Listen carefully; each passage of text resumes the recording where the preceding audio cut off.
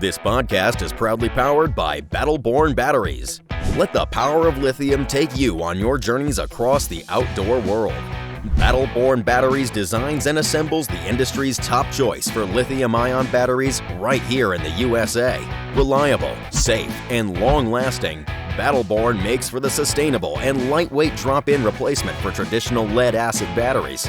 Ready to make the switch to lithium and the switch to green energy? All batteries are in stock now. Shop today at battlebornbatteries.com.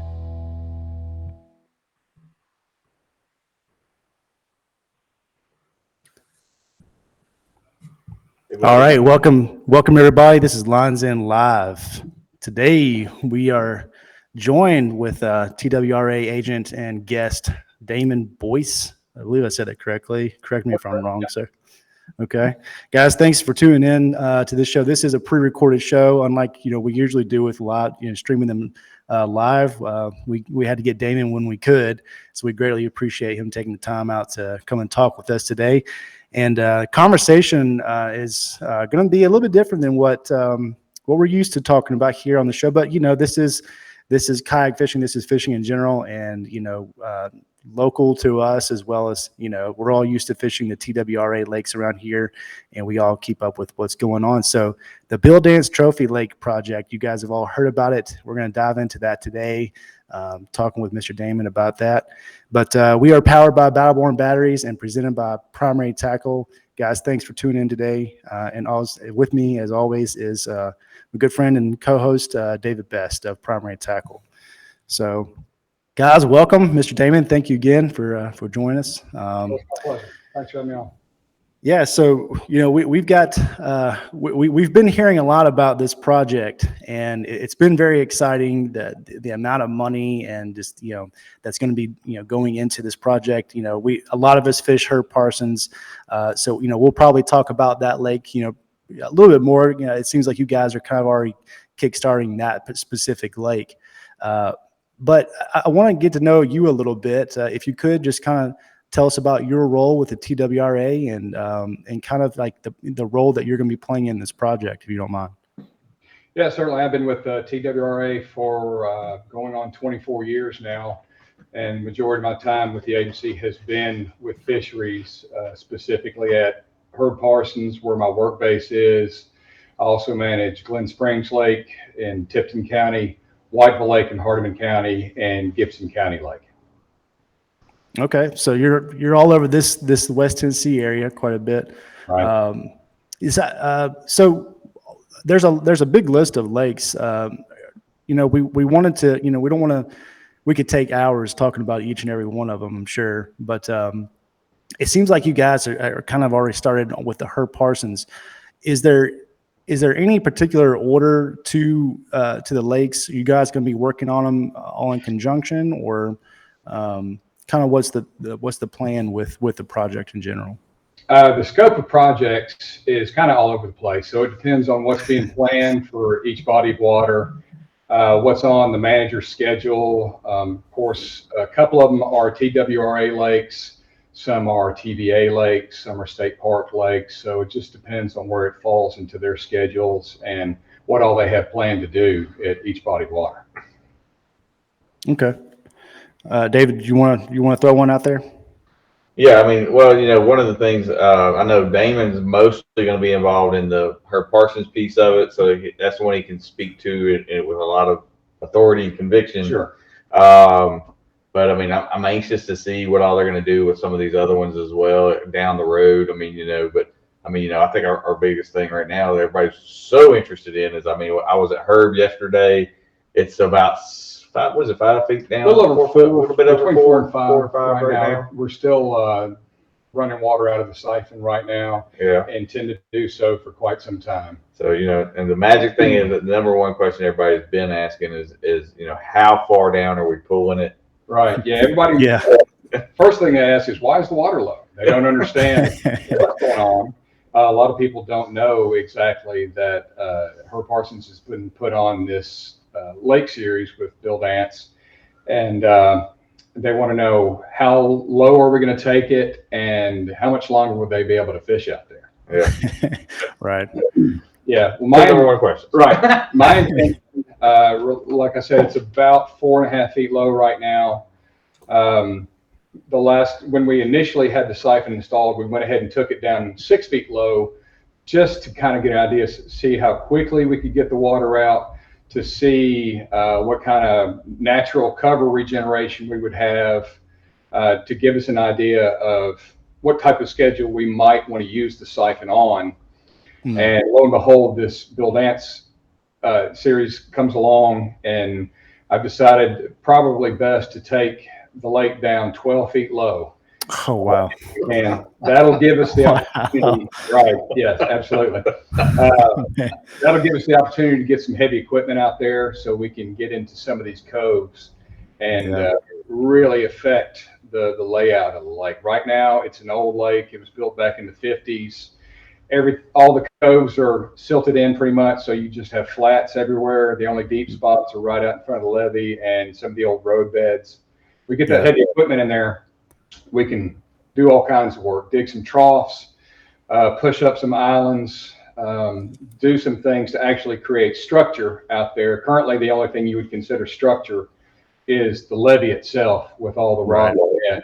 If we can do all this work, creating holes, pushing up some areas and armoring that with stone, it'll really change the entire landscape.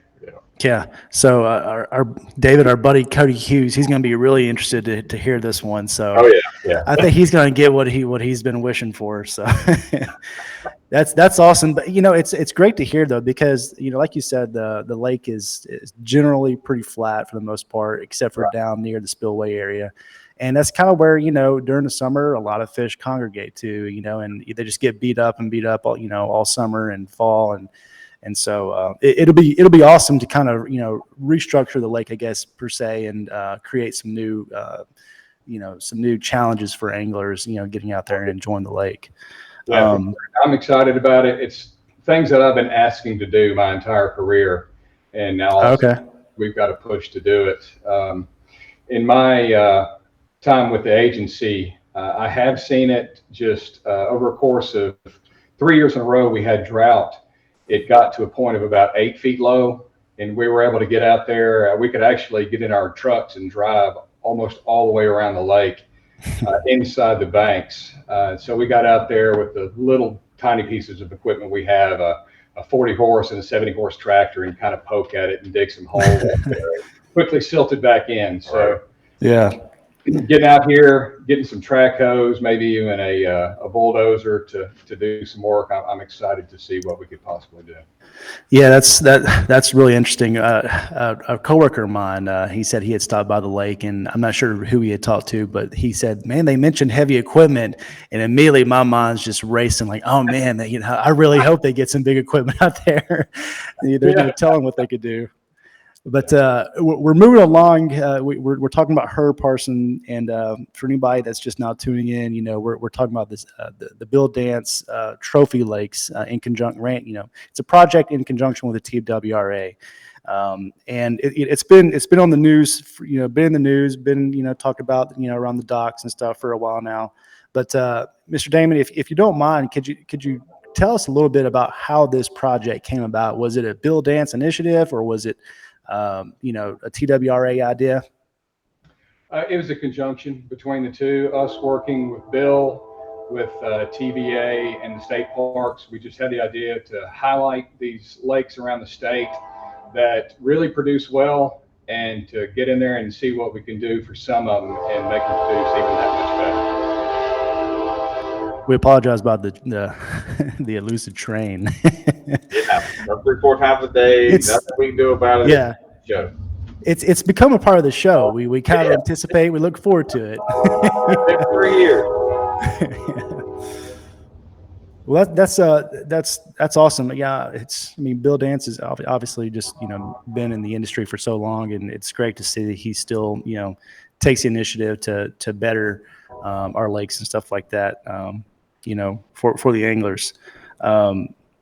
So you mentioned they're going to be bringing it down to 12 feet low at Herb Parsons. That's pretty much going to make the lake inaccessible at some point, correct? Possibly. Like I said, I've seen it at 8 feet low. At 8 feet, you could still get a boat out on one of the ramps. It was a really narrow channel that you had to follow to get out to the main body of the lake. But my intention is when we near 8 feet, to try to get a track hoe out there and try to dig out that channel to possibly allow people to get out a little bit longer. Beyond that, I'm not sure exactly what we'll do for boat access. It's going to start to dry up in that cove there in front of the bait shop where the boat ramps are, I imagine, pretty quickly. Yeah. It'll still be open for bank fishing. We have no intention to close everything completely, not until we get around to do some projects like the parking. We're going to redo the entire parking lot. Of course, we'll have to take a bunch of trees down before we do that. So when those dates come about, we'll let people know so they don't waste any time coming out to a place where the gates are locked. Right. But at some point, we'll close briefly, but they'll allow bank fishing once the dangers have passed. Okay. And David, you had some questions concerning facilities and stuff like that. Did you want to touch on that? So, I mean, I know a little bit about some of the scope of the project from conversations me and Damon have had, and there's some exciting pieces, to the facilities piece as far as the extended parking. They're going to extend the boat ramps a little bit. You want to talk a little bit about that? And, concessions are going to change a little bit. There's some other pieces there I think y'all were doing. Yeah, exactly. We're going to do a whole new bait shop. Bait shop that is there now has been there since the 50s. It's mainly being held up by this nice family of termites holding hands. The bathrooms too, yeah. Yeah. Bathrooms are pretty good shape. The newer bathrooms, I redid those last year, I believe. So they're in much better shape, looking good. But when we do the new bait shop, it'll have new restrooms there as well. Okay. I'm also been working on trying to get a new pavilion. Currently, all we have there is just kind of the metal garage type that people come out and can use. But I have a good design for a new pavilion. We want to make it inviting for not only the anglers. Herb Parsons is kind of a unique animal where it draws people out, not just for the fishing, but also the trail that goes all the way around the lake. A lot of bird watchers come out there. So we're trying to do things that make it inviting, even more inviting for people, just anyone that wants to come out and enjoy the property. Yeah, it really is. I mean, I enjoy my time out there on the water, and every time I'm out there, there's just a ton of people enjoying the park. If you guys have not visited Herb Parsons, I highly recommend it. The trails are awesome. It seems like everybody has a great time riding the bikes and stuff. So you mentioned digging out some of the lake itself, maybe digging some troughs and some different channels and stuff. Is there any plans to kind of extend out, I guess, the acreage of the lake itself? No, the property line follows pretty closely around the bank line, so we can't really add anything as far as water acreage to it, but we will maximize for the anglers what we're doing with the work inside the banks. Okay. Is there any concern, or I mean, I'm sure you guys have. I know you know what you're doing, but is there any concern about just as with the lake being drawn down so low, how it's going to centralize the fish? Is there any plans to, I guess, aid that or remove any of the fish? I don't even know what that would look like. Well, that's trying to change the biology of the lake a little bit. Of course, sometime along the way, yellow bass were introduced. Gizzard shad have been put in there, not by the agency on either of those counts. Not sure how they got in there. The flip side of that is the relative size of largemouth bass in Herb Parsons is just amazing. Yeah. They're benefiting from those being in there, even though they kind of outcompete some of the other species that we prefer in there.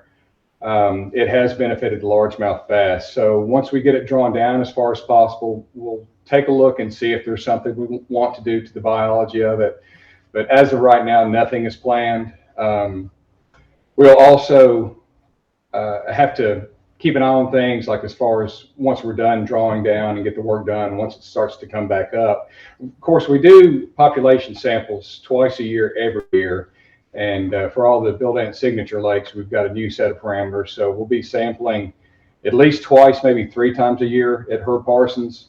So we'll keep a close eye on the overall biology of the lake and see if there's anything we need to do. If we need to remove things, we might make some efforts to do so. If we need to add something to do some supplemental feedings with maybe fathead minnows or something like that, we'll take a look at that too. Okay. Is there ever any kind of situation where you may remove some of the Florida strain or the healthier largemouth from one lake and transport them to another lake, say from like Herb Parsons to a Gibson County? A lot of us fish Gibson. We've kind of seen how. And maybe you can correct me on this since you guys do do the shocking and stuff like that. But it seems like that lake has kind of fallen off a little bit from where it was, a few years ago when guys were pulling 8-pounders out of there like it was nothing. Mm-hmm. But does anything like that ever take place? Gibson County has got really good population numbers there as well. It could be that Gibson, it was so new not too long ago, maybe those fish are just getting used to seeing everything in the tackle box thrown at them. That's the more likely scenario. They're getting educated. Yeah, and there's no reason really for us to move fish around the agency lakes like that. Our hatchery does a phenomenal job producing the fish that they need to for stocking, so we're not going to need to move anything around any of the agency lakes. Now, I do know that we're looking at possibly moving some bass out of Whiteville Lake to maybe do a stocking of some larger fish at 1 or 2 of the state park lakes we've talked about, because seems like Whiteville Lake has maybe gotten a little bit bass crowded there, so we might pull some out to move like Chickasaw or somewhere like that. I forget exactly which lakes they discussed, but yeah, a couple of the state lakes, state park lakes, we've talked about stocking them with some larger class fish. Okay. David, did you want to run one by him? Yeah. So we were talking a little bit earlier about, bringing in some heavy equipment. As far as like habitat creation, what are we kind of thinking? Are you thinking of more rock type creation, or maybe bringing in some gravel for like brim to bed on, or what are we kind of thinking? Yeah, a little bit of all that. Whatever we dig out, we'll try to armor with stone, so that it doesn't get silted in or run off too quickly. Maybe just piles of stone in some spots, some gravel beds like you mentioned. We have a couple of years worth of Christmas trees that we've collected, prepared to take them out there and make some good brush reefs. Yeah. Been looking at some synthetic type fish attractors, try to get a bunch of that out there. We're going to do just as much as we can out there to really make it a spot that draws a lot of anglers, and once they get there, to concentrate their fishing efforts. Perfect. Yeah. Sorry, if you were saying something, David. Yeah, well, I was going to ask about, is there a way to produce more butt brush that can pull further out into the lake levels, or is that something that's even conceivable? Well, in the years where we've had drought and it's dropped below before, the butt brush just does its own thing. Yeah, it really it does its own thing, and you we don't have to do anything extra there. No, not at all. Yeah, it gets very happy. I like to flip that stuff. So Right. Yeah, yeah, I do too. Yeah, you guys have done a phenomenal job. I mean, with Herb. I mean, with all the lakes, just the upkeep on them. I mean, we've noticed the progression over Herb, and it just continues to be a topic of conversation amongst the local anglers and stuff. It's a really awesome lake. We had a kayak little event out there last year for a 3-fish limit. I think won at 62 inches. Yeah, 61 and a half, 62 inches is what one. Yeah. I mean, for a 3-fish limit, that's 20, almost 21 inches of fish. That's pretty dang good. Well, let's talk about Damon. I mean, in the spring, I placed second in the state out of there. Yeah. I mean, I went on 8 trips, and 7 of them I had to fish better than 19 inches on 7 of the 8 trips, and I had 3 of them that I had 3 fish or more that were 19 to 21 inches apiece. I mean, just crazy. So yeah. I think I'm gonna start fishing some of them online deals, David, to offset these gas prices. You and I will just tag team Herb Parsons. There you go. What, Mr. Damon? If this is a question, a fun question. What's the biggest fish, or if you can mention, that you guys have shocked up out of there? I was just discussing that with David. The bigger fish really get out of the field pretty quickly, so it's hard to get the biggest of the big in. But I do know that one time a few years back, we got in a 9-pounder. And later that day, we went from there over to Whiteville Lake. And having just freshly seen a 9-pounder in hand, I saw something jump out of the field that I estimated at about 11 pounds or so. Oh, man. But these TWRA, these smaller lakes, you call them, really produce some nice bass. They do. They do. There's some good hybrids in there as well. What's the hybrid population look like compared to the largemouth? I don't have the numbers on that. You're talking about the hybrid stripes that we put in. Yes, sir. Put those in to try to work on the gizzard shad and the yellow bass. We've done 2 or 3 stockings of those, and I've had reports from anglers that they're pulling them out around 20 inches or so, and that's just after I believe 3 years of being in. So there's some big ones in there too. Right there. Yeah. You hook into a 20-inch hybrid stripe, and you've got to work that out for you. I've lost some good $15 jerk baits on those stripers. Fresh out of the package. Yeah. Is another big popular lake amongst our community is Browns Creek. Is that on the list as well? Browns Creek is on the lake, yes. It's on the list, correct. How do you improve Browns, though? I'm not as familiar with Browns. Oh, man. So this man has a 10.5-pounder on video he caught out of Browns. Yeah. Nathan Warden is our manager there for Browns Creek Lake, and I'm sure he's got some things in store for it to draw more people out and help their experience out there. But it sounds like you've had a pretty good one yourself. We had a state championship. I won a boat from Big Fish out of that lake. Caught a 10-pounder. It's been a good lake to me. But it's kind of, it's definitely one of those lakes, kind of like a Herb. They tend to congregate in certain areas. Right. I mean, you definitely can catch them all over the lake for sure, especially springtime. But aside from Herb Parsons, I know Herb is mainly your baby, but are there other lakes that you guys intend to change up the contour definition of the lake? I haven't discussed with any other managers what they're talking about doing, so I'm not sure exactly what's planned for the others. I'm sure the bigger reservoirs, there's not any discussion about doing anything on a major scale like that. Okay. I could be wrong. Like I said, I haven't discussed it with the other managers. I just know that I've been so excited about finally getting to do some of the work that I wanted to for so long that I've just concentrated on trying to line up as much as possible. Yeah. So you guys are definitely, all individually assigned to the different lakes. That's correct. Okay, I got you. When it comes time to do the work, once we've got the water down at Herb, I'm going to put a call out to try to get as many hands as possible out there, placing these stake beds and synthetic attractors and pushing stone and whatever we can do to make sure that we get as much done as possible while the water's down. Yeah, that was one of my next questions was the volunteers. So guys, if you want to help out with this cause, this is an opportunity for us to give back, and help out, build this lake up to what, to Mr. Damon's his plans, and we can aid him in that the best way we can. Yeah, I mean, that was kind of the question. Are you going to be? Is there going to be a space for volunteers to come out and help at all? Quite possibly. We've used some volunteers in the past. Of course, there's an issue of liability with anything doing fake stuff. So I'll make sure that I get with my supervisors and see what we need to do to allow volunteers to come out and work, and we'll try to streamline the process as much as possible.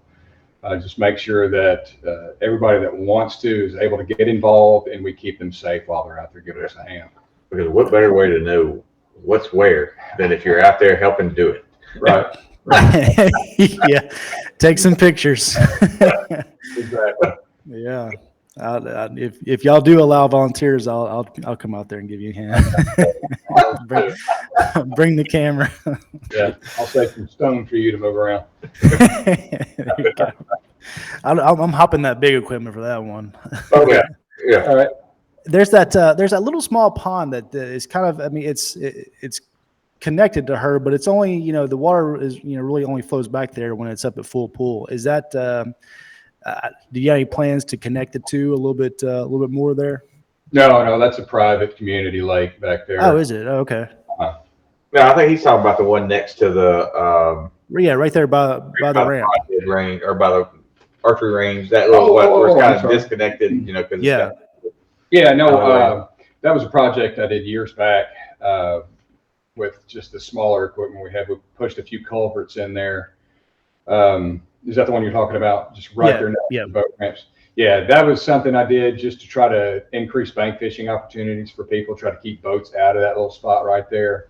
Mm-hmm. We're going to definitely work and improve that area, try to deepen it a little bit, try to hold fish in there longer for the bank fishermen. We are actually have several areas that we're going to improve, mainly to entice more bank fishermen out there as well.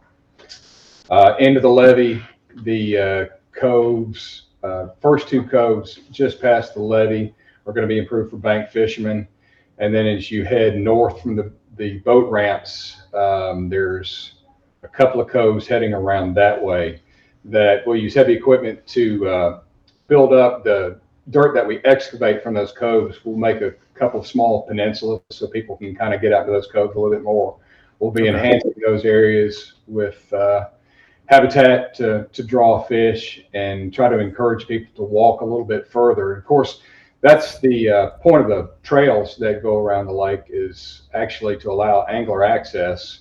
We're fortunate that we have a mountain bike group that helps to maintain the trails, because we just don't have the time or the resources necessary to maintain those trails. So we rely on the people from the Mid-South Trails Association to give us a hand with that. Okay. And, between them and the hikers stomping down the poison ivy for us, there's keeps it down. It gives people a chance to get all the way around the lake if they want to, and walk to all these coves. Yeah. Now I probably already know the answer to this question, but is there any thoughts or ideas of introducing any type of vegetation in the lake? We haven't talked about that. I'll be honest. I'm not. I'm more worried about getting vegetation out of the lakes most of the time.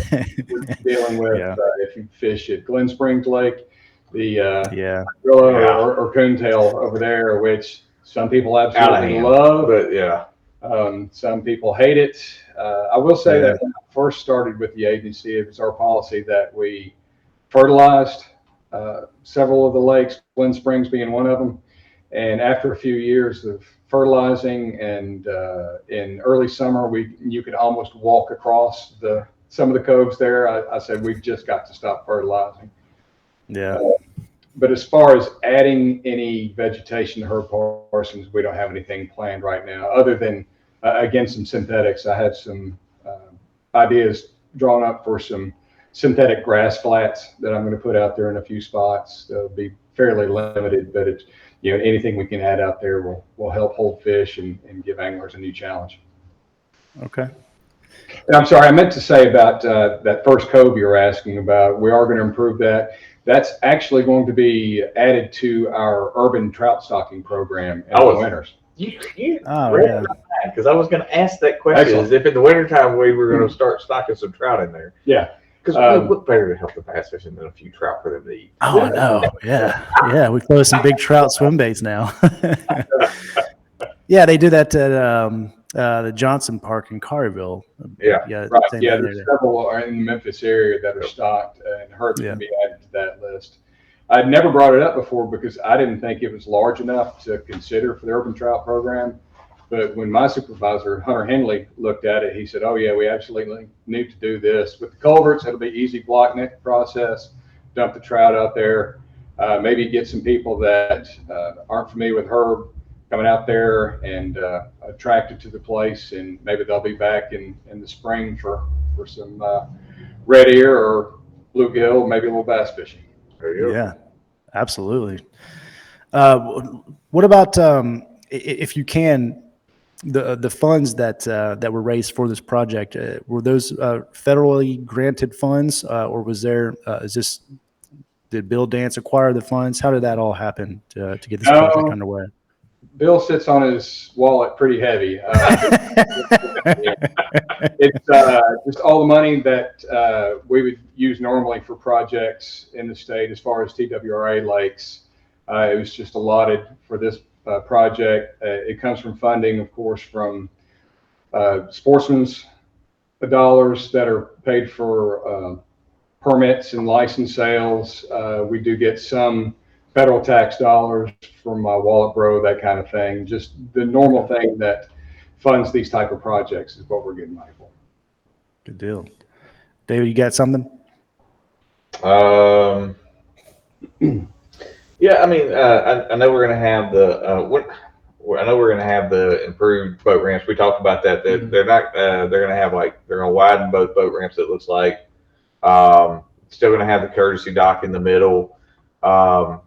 As far as access points for the bank fishermen, I mean, I know you said there's a couple places on the backside. Are they going to put any kind of docks or anything, or are we just going to do that through peninsulas, kind of like what we have now? No, we are going to do a new fishing pier. Where the existing fishing pier is now, we're going to move that one and put a larger one there, and we're actually going to move the existing one somewhere else. We haven't figured out exactly where it's going to be yet. Yeah. Tim Broadbent, who is our division, excuse me, our fisheries division for the region, our chief, wants it in one spot and I want it in another. So Gotcha. We'll see where he is as far as his retirement as to where this thing lines up. So who's still around at that point? Stick around. Right. Just go ahead and have the retirement party now. Just go ahead and Yeah, we might have it on the pier in Milo. There you go. So, I mean, we're talking, one of the things we haven't even really asked or finished or talked about is what is the scope of the project as far as the length of time? Do we have any idea on when access might become limited and how long is that going to last? And when do we think we're going to be finished and start refilling the lake kind of thing?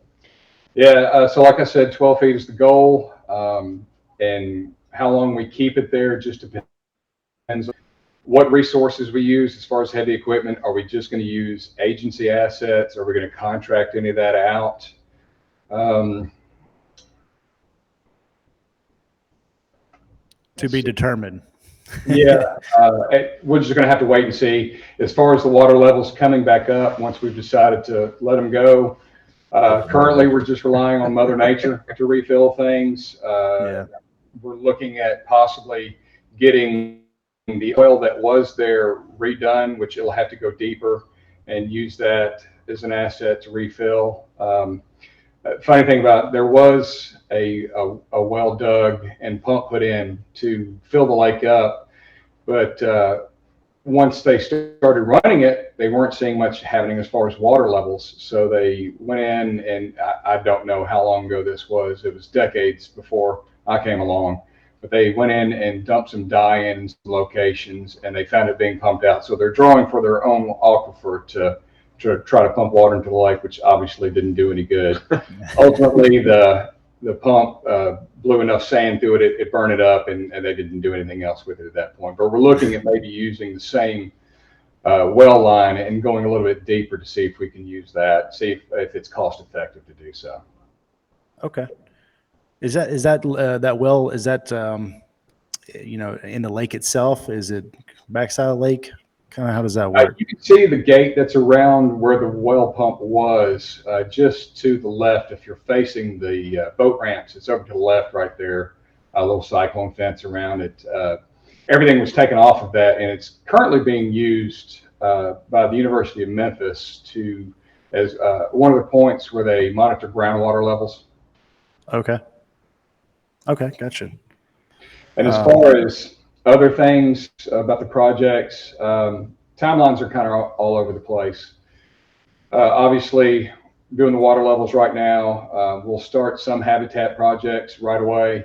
Some we're going to have to wait to see how low we can get the water and see how deep we can dig. Things like the bait shop, the scale of that is such that it's got to go through Nashville with all the planning and architects and all that. That's kind of a slow moving process. We're looking at probably a couple of years before we have a new bait shop out there. Gotcha.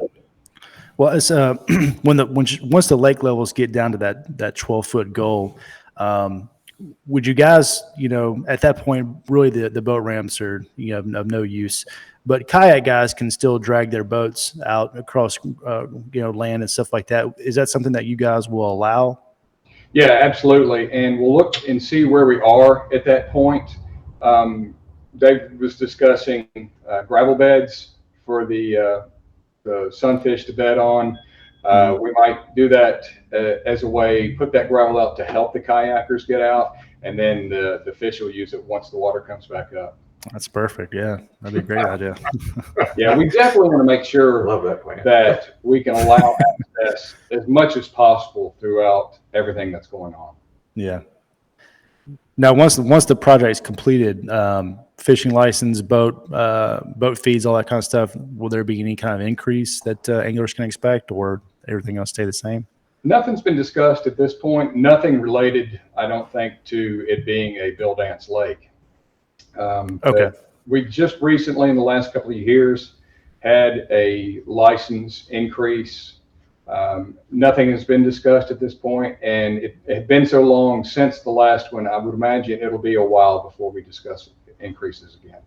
Okay, but definitely nothing to, I guess, offset the cost of the Bill Dance project or anything like that. Gotcha. No, we're pretty sure that all the work that we're doing and Bill's name notoriety will bring out enough people that it'll offset the work that's being done. Absolutely, yeah.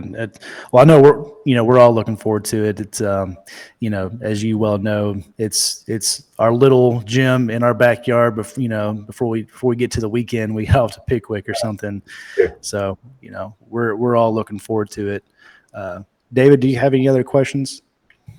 I mean, that was kind of the bulk of the questions that I had that me and you had kind of discussed as well. I mean, he answered a lot of before we. Yeah, he did. Yep. I asked some of them. Is there any kind of scope of project or stuff that we haven't covered that you think we already know about? Not really. Like I said, we're doing everything. It's a fishing lake, and so we're trying to do everything that we can that optimizes the experience for the angler. But again, like I said, people come for lots of different reasons, so we're keeping that in mind too. Trying to do some beautification. I just got a load of dirt so I can go plant up a bunch of azaleas out there. Nice. We're just trying to improve everything for everybody's experience to be heightened. Are there any plans to add any additional activity options for people, like the frisbee golf or anything like that? No, nothing exactly like that.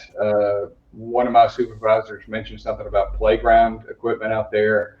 I'm not sure exactly where we are on that. But I mentioned the new pavilion that we're wanting to build. It's going to be a serious upgrade from what we have out there, and it's going to include a stone fireplace by design. Oh, yeah. Places when I started developing estimates on this a little over a year ago, prices have changed quite a bit. Oh yeah. So I we'll have to imagine. make sure that we can use the funds for all this stuff. But like I said, the stone fireplace, I think it would just really give the overall appearance, something that people really want to come see. Herb Parsons has been used as a venue for some weddings, some memorial events, some life events like that. And I think once we get a lot of these upgrades in place, more of that type of thing will continue. Is that pavilion? Will that be something someone would have to rent out, or was it still just kind of first come first serve? I believe it'll be first come, first serve. Now, some of the special events that we've had out there in the past, if it's a large enough event, we have some permitting guidelines that we put on them. And one of those is we request a donation for our annual Free Fishing Day youth fishing rodeo. Okay. And that might be something that we ask for going forward for those types of special events that include the pavilion. Gotcha. It's always just a request, though. We don't require any kind of monetary contribution. Gotcha. Well, this has been quite an awesome conversation. I've learned a lot, Dave. I know you've learned a lot, and I know our listeners are going to be really excited to hear all this information because it answers a lot of questions that people have had. And we've been talking about it on the show here for the past month or so. Little bits and pieces here and there. So, Mr. Damon, we greatly appreciate you taking the time out of your day to come out and conversate with us about this topic and inform us of the plans of it. Certainly. It's been my pleasure. And I'm really excited. Like I said, it's stuff that I've been trying to get done for years and now the focus on so we can get it done. There you go. Well, the fact that, this has been something that you've wanted to do for a long time, really incites, myself. I mean, it's always awesome when you have someone passionate about what they do. So it's very encouraging and exciting to see, what the future holds with this lake. So thank you, for your, just the interest and your passion for, to doing that. So, Sure. I'm gonna be looking for Bill Dance to come out there and move a couple of rocks himself. Yeah, you keep hold your breath for that. Right after you bring that wallet up. Yeah. I'll go get the one out of the Bass Pro Pyramid, and we'll just set them up out there. A lot better chance of that, yeah. Yeah. Well, David, you got anything else before we let him go? No, I think that's good. I mean, I think that answered a lot of my questions, and I'm sure we're going to have guys after the show. They're going to send us half a dozen questions, and I can get a hold of Damon really quick. I see him pretty regular. He shops in the store with me, of course, and then I see him out the lake on a regular basis as well. So absolutely. Well, we look forward to having you back on if you like to one day, and maybe an update on the project sometime down the road.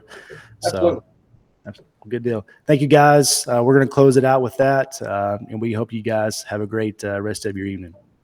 Thanks very much. thank you. Thank y'all.